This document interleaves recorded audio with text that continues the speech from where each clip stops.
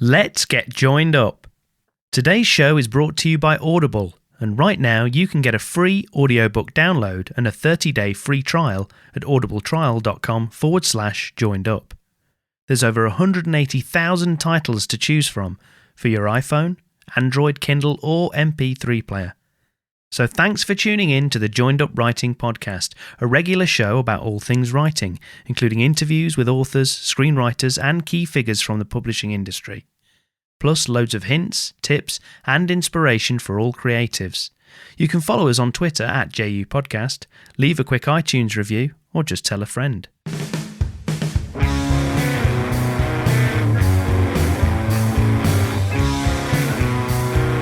Joined Up Writing. Hello and welcome to the Joined Up Writing Podcast, where a little procrastination can go a long way. I'm Wayne Kelly and it's episode 139 with Leona Deakin, psychologist, writer and creator of the excellent Dr. Bloom series of psychological thrillers. Leona's a fascinating guest and yet another example of the power of perseverance, as you'll hear from her inspiring path to publication story. We only recorded this chat a few days ago, but as we know, when you're in a global pandemic, things, change pretty fast. So our little chat that we had at the beginning where we discuss our respective local lockdown tiers is already out of date because, as I record this anyway, the UK is due to go into another national lockdown. And at this stage, it's not expected to be quite as restrictive as Lockdown 1 or A New Hope, as I'm now branding that one. But who knows? Things seem to change by the hour at the minute, and all you can do is try to stay healthy and positive so that you're in the best shape to deal with whatever gets thrown at you.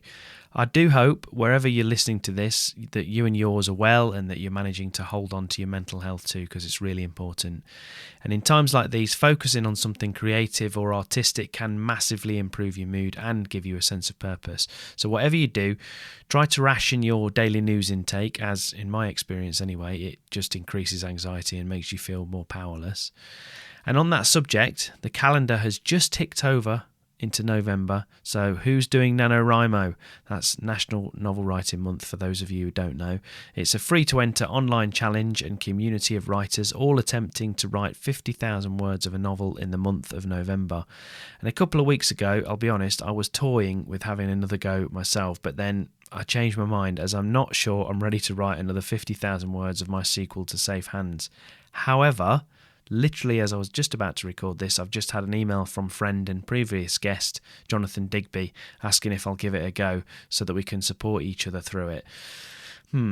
I'll be honest, I'm really not sure. As I record this, it's already November 2nd, which means I'm more than 1,600 words behind my daily target, and that's if I get something done today.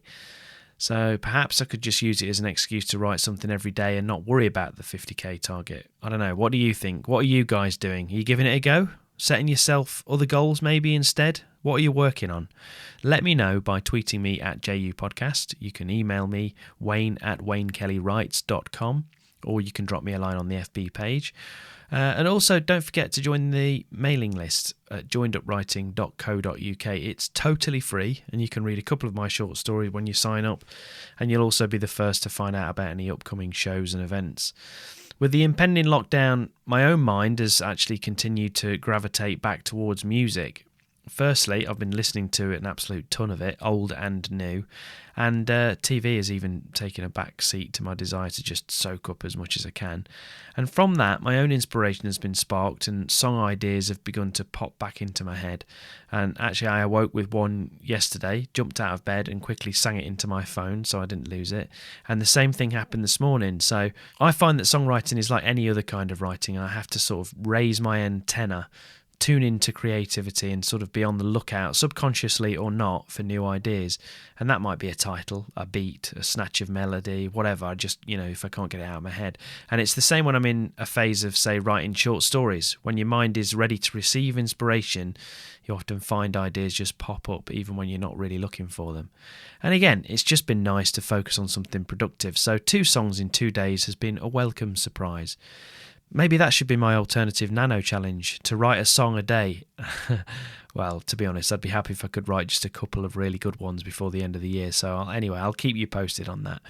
Right, I've whittled on long enough. Let's get to the real reason you dropped by and get to today's interview with Leona Deakin. So Leona started her career as a psychologist with the West Yorkshire Police and is now an occupational psychologist, a profession that's given her lots of inspiration for Dr. Bloom, the central character of her series of psychological thrillers, the latest of which, Lost, is out right now in paperback and digital formats, so go and check it out. So enjoy the chat, and I'll drop back in at the end when I've got a little question to ask you, so stick around if you can.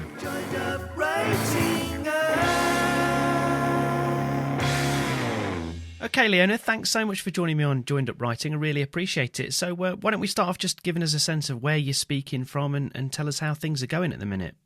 Yeah, it's lovely to be here. Thanks for talking to me. I am currently in the spare room of my house in Ilkley, West Yorkshire. So we are on the verge of going into Tier 3 after this weekend. So I've spent the morning just looking at what that means lifestyle-wise. Yeah. But I think it's no bad thing when you're a writer, actually. Yeah, a bit of isolation. Yeah, it just makes you work, doesn't it? So there's nothing else to do. Yeah, yeah. We're I'm looking out at nice rainy hills. Oh, but very nice. Yeah, we're just about to go into. I'm in Charnwood, just outside Leicestershire. So we're just about to head into Tier 2 from midnight tonight. So we're catching you. We'll all be in Tier 3 in no time. Oh, I'm sure that's the case, isn't it? And it doesn't seem massively different, actually. I think unless you're going out and drinking in pubs a lot, moving Tier 2 to 3 doesn't seem that much of a... No, because you can still go to work and everything else. That's not been affected yet. So we shall see. But yeah, well, thanks for coming on to chat to me anyway. As I say, I appreciate it. So why don't you start off just by telling us about your latest book, your latest Dr. Bloom book? Yeah, thanks. Well, Lost is out this week, actually. It was published in paperback yesterday, so it's sort of hot off the press, I suppose. Yeah. And it's the second of my Dr. Bloom mysteries. So Gone was the first one, and that was published last year. So these are psychological crime thrillers. So each book has a mystery in it for Dr. Bloom and her partner, Marcus Jameson, who's ex-MI6, so was a spy, to solve. And they met at a conference years ago and decided no one could solve a mystery better than a psychologist and a spy. So they set up a perfect team, yeah. Yeah, independent consultancy. They work very closely with the police. Because Dr. Bloom used to be a forensic psychologist with the police. So they work in collaboration a lot, but they tend to look into mysteries that the police either don't see any sort of value to because there's no sort of prosecution value there, but it might be someone's loved ones who's missing and they're desperate to get them back. Or in the case of Lost, it's the partner of one of Augusta Bloom's old friends who has lost his memory after a terrorist bomb attack at the military base where he worked. And so she's helping with that because it's a request from a friend. So they're looking at mysteries and crimes from the point of view of the sort of motive behind them, I suppose, rather than sifting through evidence and scenes of crimes and that type of thing. So it's a little different twist on the different angle, the crime thriller. Yeah. Well, you kind of alluded to the premise of Lost there. So it, obviously, as you say, it kicks off with this kind of explosion or whatever. So it's a great premise. So do you remember when you got the idea or what set you off on that path? What was the kind of jumping off point for you? Yeah, definitely. I mean, I was inspired to write this book by my job as a psychologist. So I'm an organizational psychologist by training, and I still work as a consultant to lots of client organizations. And I had been working with the military and had been invited to go to one of their military dinners as part of some of the work that I was doing. And I was just blown away by just the history of these events, the rituals that went on, the glamour of it. And I'm like, this is a really fascinating world that the rest of us never really get to see. So that really captured my imagination. And at the same time, I was going through negotiations with Penguin Random House for them taking on Gone. And the editor who had sort of discovered me, she said, if you were to write a follow-up, what could you do? Because we think we like Gone, but we'd like it to be one of two rather than a standalone. Yeah. And I just thought this event that I'd been to just seemed to be such a great setting for a mystery, because it is a world that it's quite hard to get inside.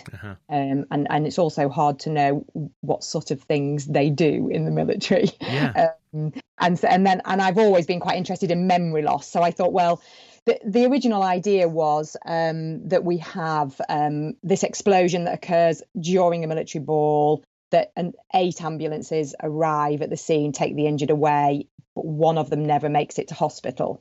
And in that ambulance is Captain Harry Peterson, who's my sort of memory loss victim. And he turns up 3 days later, really far away from where the explosion happened, with much more significant injuries than he sustained on the night, and no memory of the last 4 years of his life.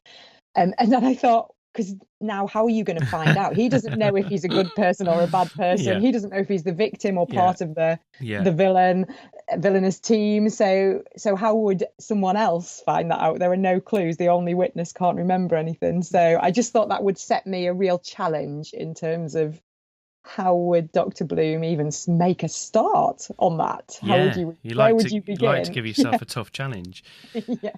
So as you say, that kind of world, the military world, was new to you, as it is to lots of people. As you say, it's not something that we kind of get to as on Civvy Street. We don't really tend to get a look behind that curtain very often. No. So there was that, and then there was the memory loss. So it sounds like there would have been, you came up with this idea, but then there would have been lots of research and lots of things that you didn't know about that you had to go off and find out about. So how did you go about doing that? And was it a case of you went off and did the research before you kind of mapped out the whole story, or did you just start writing the story and see what you needed to know? Yeah, I think my writing style, I once heard that you can be two different types of writers, I suppose. A sort of architect who will plan out the whole plot and the whole story in advance, and then once they know what is happening and who done it, they sit down and write it. And I'm not that. I'm what was called a gardener. So you have the seed of an idea. So I've got these ambulances. Harry Peterson's disappeared. He turns up with memory loss, and at that stage, I didn't know whether he was a goodie or a baddie, or it's like that. I was on that journey. It's a voyage of discovery. Yeah. So I very much start writing. That's my sort of natural way. I start writing, and then I think, what would my characters do now? Yeah. Now, obviously, I did, as I went on, have to start generating the backstory for Harry so that I did know where he'd come from. And that's when I went back to my client, who was the military, and asked if there was anybody in that group of people that I'd met who'd be willing to help me. And there's a lovely chap, Lieutenant Commander Jamie Smithson, who came back. He had a background in sort of theatre studies before he joined the military, so he was immediately fascinated by this idea of story writing. So that was really fortunate that it captured his imagination. And then he was amazing, because he opened my eyes to the fact that the military is not just warfare. There's so many humanitarian things that these people do, and so many things that they achieve that we on Civvy Street have no insight into, because it's not something that ever gets into the press. And so that expanded the possibilities even more for me, because I'm like, oh my goodness, this could have done something really great, or he could have made a mistake and done something really bad. And so there was all of these potential threads.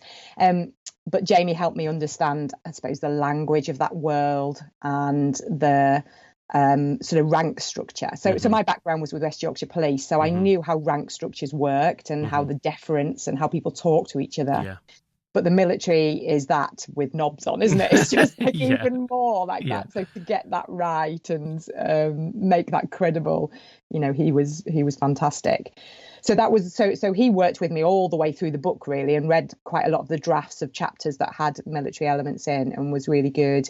And then through my own friendship group, I just happened to know quite a few doctors. And so I managed to sort of tap them up for any neurosurgeons that they knew who could teach me about memory loss. And what was feasible there, so there was Mr. Ian Anderson at Leeds General Infirmary. He answered all my questions really generously, and even added in his own ideas for how technology might sort of change, or how it could be fictionalized. So I was really fortunate to work with two advisors who were interested in story writing, I suppose, and so were quite willing to explore this crazy idea with me. Go on that journey with you, yeah. Yeah. So tell us a little bit more about your main character then, Dr. Bloom. So, I mean, obviously, you've kind of alluded to the fact that you used to work with West Yorkshire Police yourself, and now you're an organisational psychologist. So there's some overlap there. So how did you kind of come up with the idea for the character? Was it just something you sort of thought, I'll base something that's kind of loosely connected to the world that you were kind of familiar with? How did it come about? Yeah, well, the premise for Gone is surrounding the whole idea that there are highly functional psychopaths living amongst us in society, which is true. Yeah. So these are people that don't necessarily identify as having any psychopathy, but they just don't feel empathy like the rest of us. They don't form connections like the rest of us. They can be quite ruthless. They tend to do really well in things like sort of bomb disposal careers, business, surgery. So, lawyers, that type of thing. We've all met these people who are just a little bit different and more extreme on those personality traits. And I wanted to explore that. But I needed, I suppose, a protagonist, a detective that would be able to explain what made these people different and why, and that they're not all serial killers and baddies. But they're different and they're legitimate. They're part of our community, and we can't escape them. They're not one-offs. There's a significant number of people who are like this, who have these traits. So I knew I needed a detective, and then I wanted to make her, I suppose, quite different to me, in that you can probably tell I'm quite chatty and quite bubbly, people would say, and I like to have a laugh, and I'm quite light-hearted, I suppose, in temperament. But I wanted Augusta Bloom to be almost the polar opposite of that. I wanted her to be really scientific and objective and detail conscious, so that she would interrogate all of these bits of strands of information coming at her about the different people she was coming across, and she would really think deeply about why people might do something, but also be quite evidence-based and scientific about that, to really show that gravitas to that psychological knowledge, that profession. I wanted to do justice to the forensic psychologist. I didn't want to just create someone who walks in a room and goes, it's a serial killer and they're probably wearing blue. I didn't want it to be like that Hollywood. I wanted it to be quite close to what that profession really does. Yeah. And so she is, so she is very sensible and intellectual. And then Marcus, as the ex-spy, is the foil for that. So he is the sense of humour. He's quite a bubbly character. He's quite charming. He'll wing it a bit. And so they make quite a nice team, in that they have complementary skills, but it also creates a nice friction between them because they disagree about how to maybe approach things, which is always nice to write. So you've basically split your own personality into two characters. Absolutely, yes. Absolutely. Brilliant. I love it. I think there's always a bit of the writer in every character. Totally. And especially like with being able to maybe do things and say things that you don't feel comfortable getting away with yourself in situations. I don't know whether you're the same, but often you'll come out of a situation and you just think, I really would have loved to have said this then, but I can't because of who I am and what the situation was. But you can have your character say it though, which is always good. Yeah, and I think you do take inspiration from other people in your life. And I worked for quite a long time in partnership with a fab lady, Christine Carmichael, who's another psychologist like me. And she's a few years older, and she just has this gravitas about her. She conducts herself. She's very accurate in her knowledge, quite an intelligent lady, but quite formidable. Yeah. And I really I wanted people to feel that feeling that I used to feel sometimes when I was with her, when they met Augusta, that she was somebody who would sort of, I suppose, catch you out in what you were saying, but not in a sort of controversial way or an aggressive way, but just in a factual way. Yeah. Well, clearly you're wrong. And you'd be like, oh my goodness. And I liked that. So I think you take people that you know in your life who inspire you because they're so different. Like, I can't be like that. and I like watching how they conduct themselves. And I wish I could put their personality on for a day. Yeah, and you But can because you're a do that writer. Yes. Yeah, absolutely. So let's go back a little bit then on that kind of subject. So tell us a little bit about your background yourself, where you kind of grew up and what your earliest memories of writing are.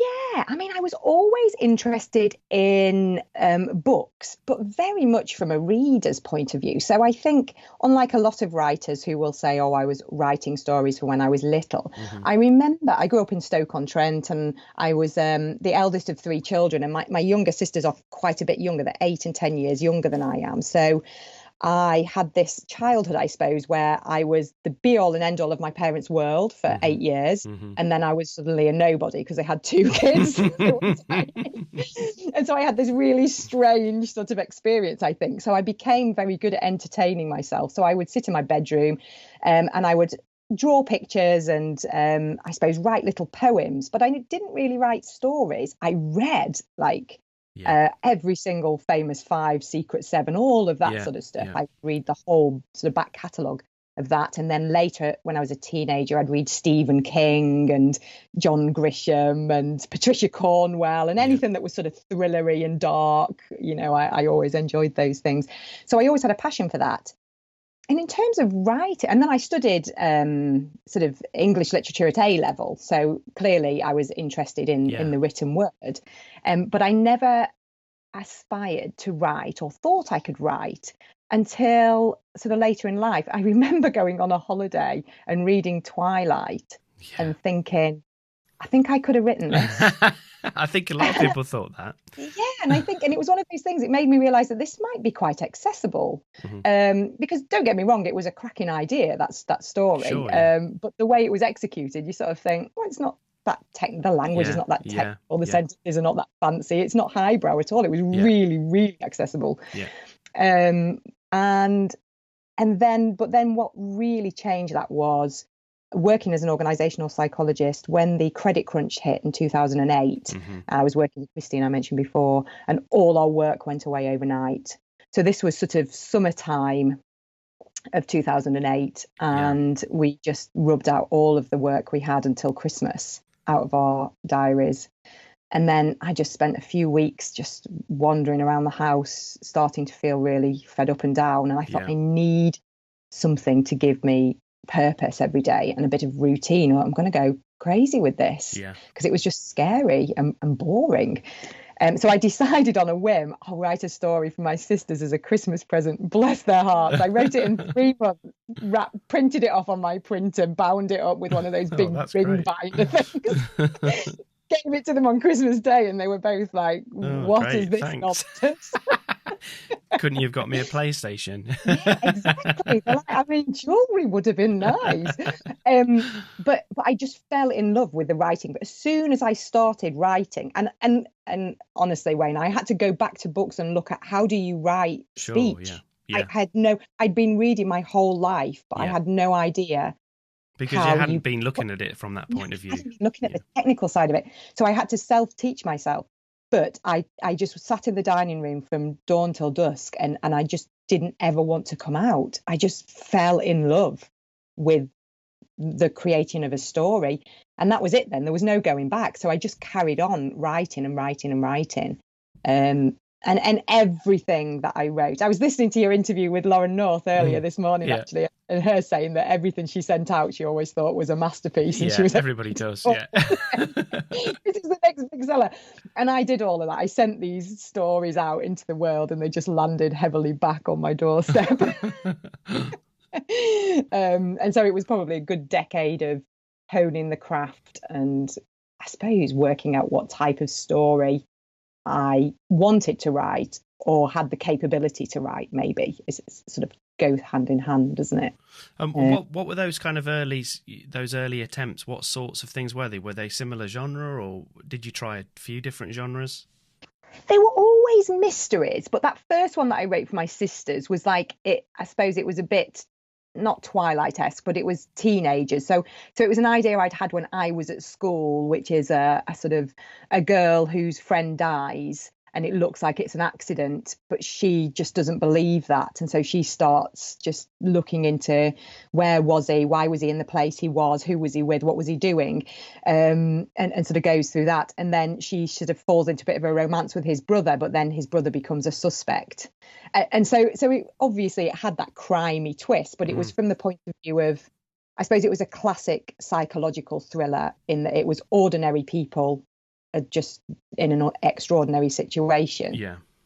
What I write now is more classic crime thriller. It's a detective looking at crime. Yeah. So that's how it sort of evolved on, I suppose. But it was always mysteries. Mysteries have always been my thing. I think I love reading them, and now I like writing them. Do you think that's partly to do with your job in terms of, because, you know, as a psychologist, I suppose you're always trying to work people out and work things out. Do you think it comes from that? I do, actually. I mean, it's a chicken and egg. Is that why I went into psychology? Yeah, that's true. Yeah. I mean, my parents a couple of times have said, "Why did you choose to be a psychologist?" I think they feel a bit like, "Is this something we did?" I was trying to sort myself out. Yeah. So is it that a fascination with people? I think we all have that fascination with other people, don't we? Mm-hmm. And I think when you start studying psychology, you begin to realise so much about yourself as well. And I suppose other human beings are the ultimate mystery. Do you ever really know somebody else? Yeah. And actually, I remember reading a quote by a renowned psychologist that said, "You don't really know yourself until the end of your life." Mm-hmm. Yeah, like, it's quite profound, actually, but it's true. Yeah, you don't know how you're going to react until you've had those experiences, and you don't know what experiences you're going to have, and so you don't know who you are. Yeah. And I suppose that's the ultimate mystery. Who am I and who are you? Yeah, but it's true. It's a good point. I think it's true as well. You don't really know how you're going to react to something until it gets thrown at you in life, and then you find out. You know, it's kind of the saying. You know, you find out what you're made of. It's true, isn't it? Yeah, and I suppose a lot of people will reflect on this very strange year in terms of what they've learned about themselves, and some people will have really quite enjoyed the peace and quiet and the lack of pressure and the ability to stay home and be with their family and their kids and stay in the garden. And other people will have had some really very negative reactions to that. Totally, but none of us necessarily would have been able to predict that because it's such an unusual occurrence that nobody's done before. My 6-year-old daughter actually said to me in the middle of lockdown, "Mummy, when you usually have a coronavirus," and I was like, whoa, let me stop you there. We've never had this. I love that she thought that this was just something that happened on a regular basis. But that's kind of how, well, that's how kids are, though. I mean, they just accept anything that's kind of thrown at them. They adapt really, really quickly, don't they? Because obviously life's just... every day is like a new adventure to them anyway. When they're very young, it's like there's a new thing coming at them all the time. Absolutely. And this is just another one of those. Which is the ultimate resilience, I think, isn't it? Yeah. Just roll with it rather than trying to maybe hold it back or control it. They're just like, hey, this happens. Yeah, we can learn something from them for sure. Yeah. So what was different about when you eventually get to Gone? Was Gone your actual first? I know it's the first in this series. Was that the first book that you actually that got published though? No, I had published a book previously through a small independent publisher up here in Yorkshire, which was called Anomaly, which was again psychological and a mystery, but there was a bit of science fiction to that one as well. So I sort of played with this idea of time travel within that, and that was great fun to write. But with that, I wanted to I'd read a few things psychologically about where the research was going. So one of the things that I'd read was that we can now track certain emotions in the brain. So you can see surprise flashing in a particular neuron, for instance. And I was like, if they can track every emotion, could we get to the point in the future where we could almost broadcast these things to each other and increase levels of empathy within society? Because, you know, things like prejudice, discrimination, war, conflict, they all come from a lack of empathy with someone else's position or emotional response.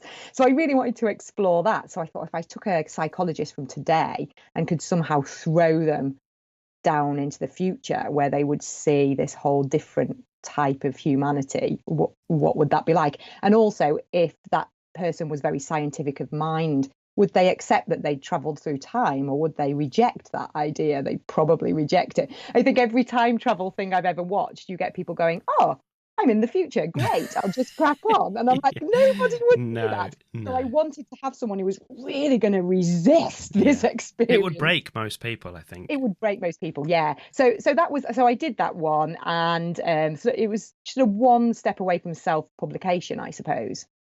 But it was a great experience, just in terms of just understanding how to put a book together, and also when it goes out there, you sort of think, right, people are going to read it now, and then they'll pass the word on, and then everyone will know about it. And of course, that's not what happens at all. And you realise that this is a very, very crowded market. Yes, it's tough. So it was a nice experience, but working with someone like Penguin Random House is just in a different league, because I mean, the amount of times they edit the manuscript, it's like over and over and over again, and it just keeps coming back to you for amends and checks, and it's refining, and they're really like interrogating your work and perfecting your work in a way that's a real privilege, because you think, oh my goodness, this is just the best version of my idea. But it's a collaboration to get to that. I can't do it on my own. You know, you need someone reading it and saying, this character doesn't make sense, this scene doesn't make sense, why are you doing this? Or why there's no suspense here at all, what's this about? And how did you react to that initially when you started to get these kind of comments? Because it can be hard for some people. You know, some people could just completely embrace it straight away, and other people it's like, you know, well, hang on a minute, I've been thinking about this for a long time, and it's, you know, I don't really want to change it. Yeah, it's awful. I remember the first time that Lizzie, my editor, sent me the manuscript to Gone Back. She said in the email, she said, now, Leona, when you open this, it is going to look frightening, but I haven't changed your story. I've just changed the pace. And I opened it, and honestly, Wayne, there was red on every single page of this manuscript. I was like, what, you just told my story in completely different words. But what was fascinating was when I went through all of her amends and all of her suggestions and then read it back, it still sounded like me. Yeah. And I'm like, that is really clever. She is really skilled to keep my voice in the book. So yes, it was horrible. And each time I get one of those, I look through it, I feel this inner rage, and I have to go away and stomp about a little bit, and sometimes have a sort of bit of a cry. Yeah. And then I get a grip of myself, and I come back and I say, right, stop being pathetic. They're just trying to help you, and read it properly. And then when you read it, you're like, oh, that is so much better. And I love that moment where she will change maybe paragraphs in a chapter. So she might just change. So she hasn't changed what I've written. She's reordered it, and it sends a chill up my spine. Yeah. Because suddenly it has a moment of, oh, and I'm like, oh yeah, this is brilliant. Yeah. So there's a lot of pleasure in it once you acknowledge that this is somebody trying to help you, not somebody trying to sort of drag you down or prove that you're not good enough. I think if you can get your head around that, then it's a little bit more palatable. But it's always a bit of a horrible document to open. Yes. So what do you think you've kind of learned over because it's the usual thing, as you say. So you had Anomaly, and then your first book with a major publisher was Gone. Yes. But obviously before that it sounds like you had quite a few projects that you did, you know, you're learning things. So what do you think you learned over that time? What do you think you learned from, you know, that first thing that you printed out for your sisters to Gone, when Gone was completed, say, well, up until the book, because I know you're already got your third book is coming down the track as well, isn't it? Yes, in the series, the third Bloom book is in the series as well. So you kind of down the track with that. So over that whole time, what would you say you've learned? Have you changed the way that you do things, like your process? Well, I suppose I've learned the things that work for me as a process. So like I said about understanding that I'm a gardener. So it doesn't matter how much time I spend plotting what a story might look like in advance when I'm coming up with my ideas. That's not where it's going to end up, because that's not how I write. And so it's allowing myself that freedom to just start with the seed of an idea and not feel the pressure to think, well, I don't know exactly where it's going to end up, or why this person's doing this, and to sort of have faith in the process. So I've learned that actually that is the way I write the best kind of suspense. I remember reading the On Writing book by Stephen King, and he said he writes like that, and he said it's the best way to write a suspense, because if I don't know what's coming, my reader's never going to guess. Yeah. And you're like, oh, that makes a lot of sense. Yeah. But it takes nerve, because you keep thinking, I don't know where it's going. And especially when you get to the middle of it, when there's this, the core idea is out on paper, but then you have all of these options for where you can take the story, and you've got to pick where you're going to take it. And that is probably the worst part of the writing process for me. But having faith in the fact that it will come good, just keep writing, just sit down every day and keep writing. And then I suppose in terms of how I keep myself writing, there's two things that I've learned work for me. So I write, before lockdown, I would write anywhere and everywhere. I travel a lot as a psychologist for different clients. So I used to be always on trains and in sort of airport lounges and things like that. So I would always just have my headphones on and I would write any chance I got. And what I found helped was to have a playlist that went with my different characters. So if I'm writing a scene from the point of view of Augusta Bloom, I listened to a playlist that I'd put together for her. And I found that helped me quickly get into her mindset to sort of feel who she is and be able to write. That's a great idea. And then probably the most useful thing for me writing is that I'm also a runner. And I will get up in the morning, if I've got a day of writing, read through what I wrote on the previous writing day, and then I go for a run. And in that hour that I'm out running, or half an hour I'm out running, I will plot out what's coming next. And then I come back, make myself a few notes, and then I sit down and I start to write it. And what I find is if I can't run, I really struggle with the blank page. So it's almost like I need to let my mind just come up with That's a really healthy way to do it as well. Yeah, a good incentive to do both things. I just hope I don't get some sort of running injury when I'm up against a deadline. That's true. Like, no, I'm sorry, I can't do it. You have to walk or swim or something. Yes, yeah. So, and these are the things nobody told me to do these things, I suppose, and and I didn't do them at the beginning. They were things that I sort of learned over the decade or so of just writing that, oh my goodness, this is really helpful. So I think what I've learned is to pay attention to how you write and what works for you, and then try and work with that and hone that, I suppose, and build your writing around that. So people will be wondering now, because you've kind of given us this little breadcrumb, what sorts of things are on the playlist for Dr. Augusta Bloom? Yes. Well, she's quite sort of highbrow in her music, I suppose. So there's a bit of classical things on there. So for when she doesn't want any lyrics that are going to be, disturbing her sort of thought processes. But then she does have, so her age is quite similar to mine. So she will have things like sort of REM on there and things that are, I suppose, quite. So an REM song, I always find, is one where you listen to the lyrics and think, I have no idea what are you talking about, Michael? And you can listen to the song over and over again, and it can never really make sense. And I like the idea that Bloom would like that type of music, because it keeps her mind moving. It's almost like a puzzle that she's trying to solve. Yeah, absolutely. So it's not a sing-along. And half the time, Michael Stipe doesn't know either. I mean, you do realise absolutely, that. Yeah. He's just writing stuff and going, hey, people, make of it what you will. That's quite nice as well, isn't it? It is, So it's that sort of stuff where she has to think about it. Whereas Marcus is far more of he's got a bit of Oasis on there, a bit of Queen. He's just like, he's a bit more populist, a bit more middle of the road. Yeah, he just wants to feel happy. Yeah. So it's like that sort of stuff.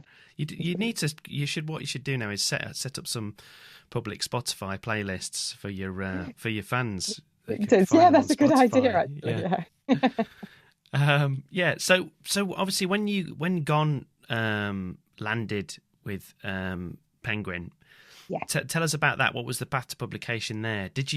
And when you were writing this one, did you feel like you might have felt it with all the other books as well, but did you feel like this one was different? Did you feel like this might be the one?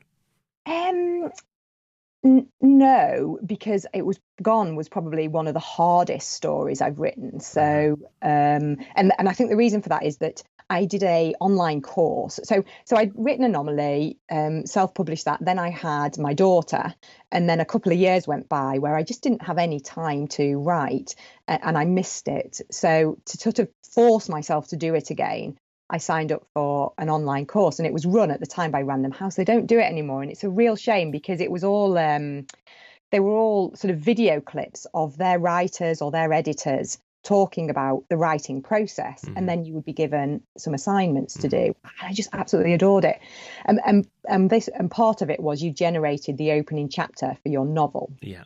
And so the opening chapter for Gone was created during that 12 weeks of that course. And then at the end, they said, oh, you can pay us an extra £100 and we'll send it to one of our editors and they will give you feedback on it. And so I was like, well, I might as well, because you've got this far. So off it went, and it came back covered in red. And I was like, okay. so take that on the chin. And then a week or so later, the course director emailed me to say, oh, the editor who looked at your chapter would like to call you. Would that be okay? It's like, whoever says no to that. No, you're okay. That's a pointless email. Just give her my number. So anyway, she rang me and she said, I really, really enjoyed your chapter. How much of this book is written? And I was like, well, you've read it. You've read all of it. Yeah. And so she said, well, let me know when you finished it. So I thought, well, that's the last I'll ever hear of her. So I carried on writing, and I got this idea, this concept, but it was quite a tricky one. It needed quite a lot of research. Like I say, there was a lot of things around psychopathy in there, which I'm no expert on. So I had to really dig into that. So it was quite hard work, and it got to about September time, and I just finished the initial draft manuscript, and I thought, right, I'll just put it away for a few weeks and then I'll revisit it and see what I think of it then. And Lizzie emailed me and said, how are you getting on with that story? And I said, well, I've just finished it actually, but I was just going to leave it a few weeks, then go back, refine it a bit. So I can let you know when I've done all of that. And she's like, no, just tidy it up and send it to me. So I spent the weekend putting chapter numbers in and trying to check all the spelling and grammar, which is ridiculous. And then I sent it off to her. And then she spent probably the next month or so, when I look back in hindsight, she said, she sent me tips. So she said, oh, what I would suggest you do with the manuscript is this and this and this and this. And just send it back to me when you've done that. And I think what she was doing was checking to see if I could take instruction. Yeah. See how you'd work with an editor. Yeah. So between that sort of September time and Christmas time, there was this toing and froing going back and forth. And she was sort of helping me, but almost like a sort of mentor of, I think you might have something here, but it's not quite right. And then in December, she called me and said, look, I really like it. I'm going to pitch it in-house. She said, but if I pitch it in-house, I want to pitch it as a 2-book deal. Yeah. So would you be able to do another Dr. Bloom? Yeah. And if so, can you let me know by tomorrow lunchtime what that book No pressure. I'll give you half an hour and I'll call you back. And so the idea for Lost came in that 24-hour period where I was like, something to do with the military ball, some ambulances, I don't know, something like that. And so that I sent that through to her, and then she came back to me and said, she said, my partner's in the army. I ran your idea past him, and he said he thought it sounded like a good thriller. So I was quite lucky that she had someone that she could sort of take that concept to. And then they came back to me in January and said, we want to offer you a 2-book deal, which was just the best day of my life, I think, other than having my daughter. She quickly adds. She'll never know. Yeah. She'll never know. She's not listening. Oh no, that must have been fantastic, as you say. And then when you you actually started work properly, if you like, on Lost. Yeah.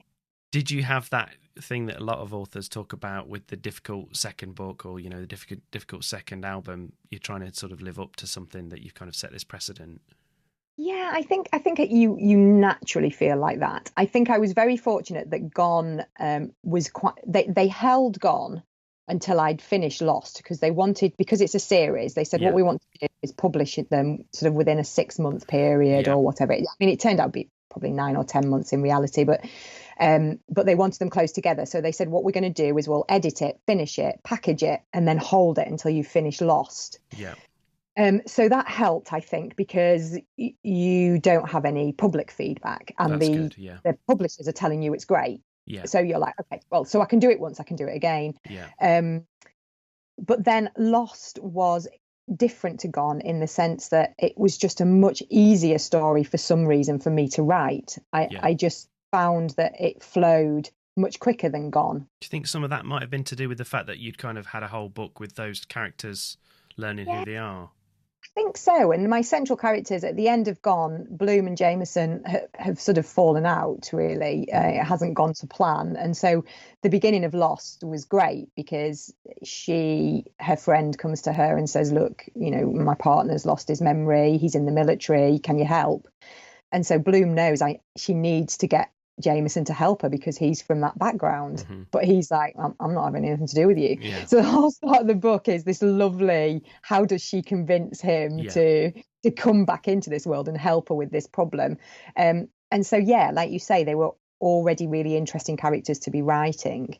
And then I just found that second book flowed very, very quickly. And what's been interesting is the third one that I wrote was a bit more like Gone, so it was a bit more, there were sections of it where I was like, I'm really struggling intellectually to think about what I'm going. So it's funny that just some stories, I suppose, flow very quickly and are quite a simple concept, and then others just take a bit more, they're just a bit more intricate. It's maybe just sort of accepting that, and that's just the reality of different stories, I suppose. So when you were originally writing Gone, did you entertain the idea of a series? I mean, were you writing it thinking this could be an ongoing thing, or was it just like, well, this is just another standalone that I'm writing here, and this about a particular character? Well, I think I was quite sort of naive in the sense that before Lizzie had said, look, we'd like you to do 2 Bloom novels, my sense was I wanted to sort of model my career on someone like John Grisham, she says. Well, why not? Like, who wouldn't? But what I liked about his books is that they're standalone stories, but they're all about a lawyer. Yeah. So he has this freedom to write loads of different types of story with loads of different characters, but they're all in a collection. And I'm like, that's the dream. Yeah. So for me, I thought Augusta Bloom would be a psychologist in a book, but then my next book might be a different psychologist doing something different. Right. But as soon as I started writing Lost, I think going back to what you just said before, I was like, oh no, these characters are great in the second book. And by the time I got to the third book, they're just like old friends. Yeah.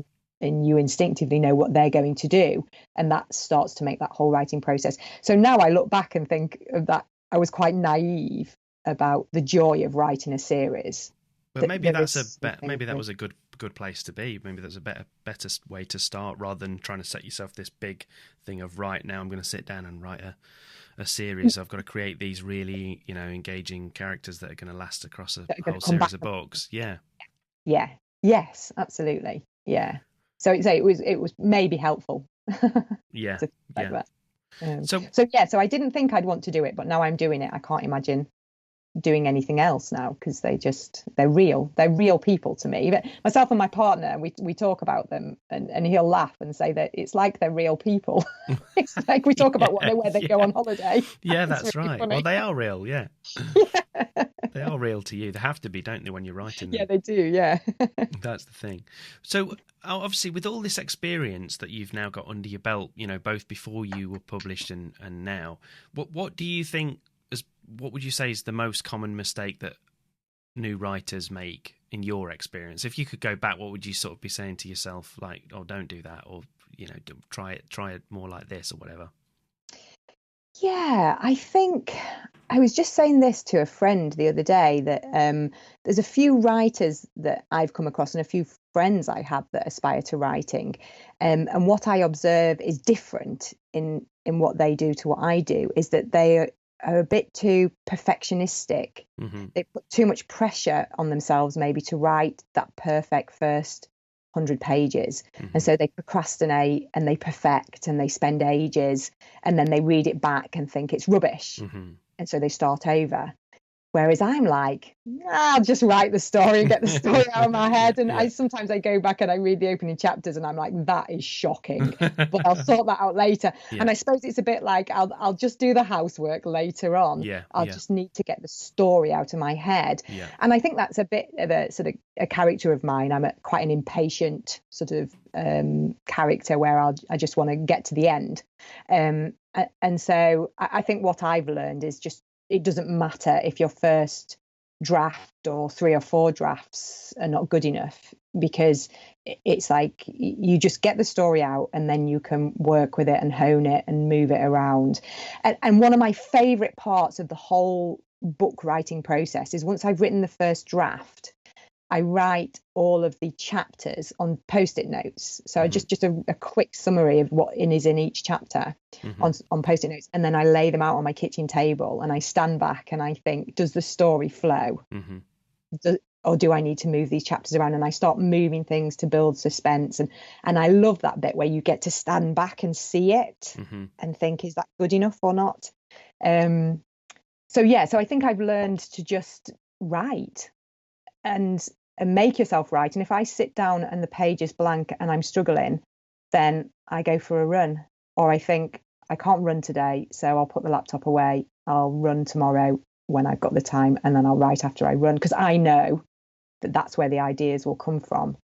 So it's just, I suppose, getting the ideas out and not worrying too much about them being perfect.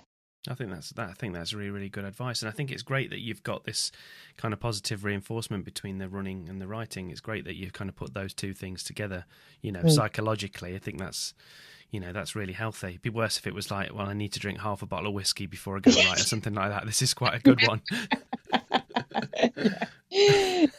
Or a family-sized dairy milk or something, and then go and write. It's better. You've got quite a healthy partnership going on there. Yeah, and I think the brain is extremely creative, isn't it? Everybody's brain is creative when it's allowed that space. So I think, if you don't run, like you say, if you swim or you cycle or you just walk the dog, or maybe you just lie on the sofa, close your eyes and listen to your favourite music and just let your mind wander, whatever works for you, just to get that creativity flowing, rather than sitting and trying to think of the words and almost expecting the words to drive the creativity. I don't think that's the way our brains work. I think the creativity drives the words. We try and express our creative ideas. And so you need to have the ideas first, I would suggest. Yeah, I think that's great advice, and that's probably a good place to kind of wrap things up. So, just before we leave, why don't you just tell us, we've kind of hinted at it, but give us a sense of what's up next. Tell people when Lost is out, or if it's out now, tell them where they can find it and where they can find out more about you as well. Yeah, sure. Well, it's out in paperback, so it's on, you can find it in Amazon and Waterstones, so you can get it on Kindle or paperback, depending on what your preference is. And you can find out more information from me on Twitter. So I'm Leona Deakin 1 on Twitter, and just hopefully just go and enjoy the books.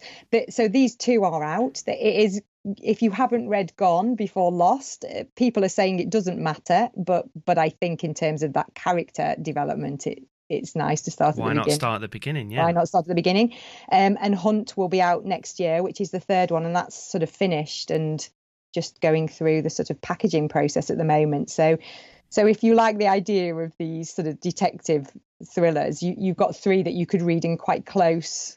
You can binge, basically. You can binge on them, yes. Yeah. And who doesn't like a binge? Yeah, exactly. Oh, that's great. Well, it's been such good fun talking to you, Leona, and really good luck with Lost, and then obviously Hunt when it comes out next year as well. But for the time being, thanks very much for coming on Joined Up Writing. It's a pleasure. Thank you for chatting to me. It was lovely. Joined Up Writing. There you go. Thanks again to Leona Deakin, whose book Lost is available right now. And I'll put all of her links in the show notes over at joinedupwriting.co.uk. Now, before I go, I just wanted to let you know I'm toying with the idea of occasionally putting out one of my songs at the end of a show. So what do you think? I often mention my musical endeavours in my intros, but so far I haven't considered burdening you with actually having to listen to any of them. But if I was just to stick one right at the end after the main show, you could always have the choice to just hit stop or violently pull the headphones from your head and avoid having to soil your ears with it. So what do you think? Any thoughts? Feel free to tell me to shut the hell up and to keep my mediocre music away from your writing podcast. I honestly won't be offended. But it occurred to me that my short stories and things like that, some of them are available online when you subscribe to the email mailing list, so you can get some there. So I'm talking about something, it's another aspect of my writing you may or may not be interested in or not, but you could have the choice if it's at the end. Like I say, if you're not bothered, that's fine as well, just let me know. Anyway, that's it for this week, but don't forget you can find the entire back catalogue of interviews on the website. Make sure you subscribe at Apple Podcasts, Stitcher, Spotify, Overcast, YouTube, or wherever else you get your podcasts from to have the podcast downloaded automatically every time. Also, remember to leave us a nice rating and review on Apple Podcasts because it really does help others to find the show. Or, just tell a friend, that's fine as well. In the meantime, stay safe. Thanks for listening. I'm Wayne Kelly. Happy writing, and I'll see you next time.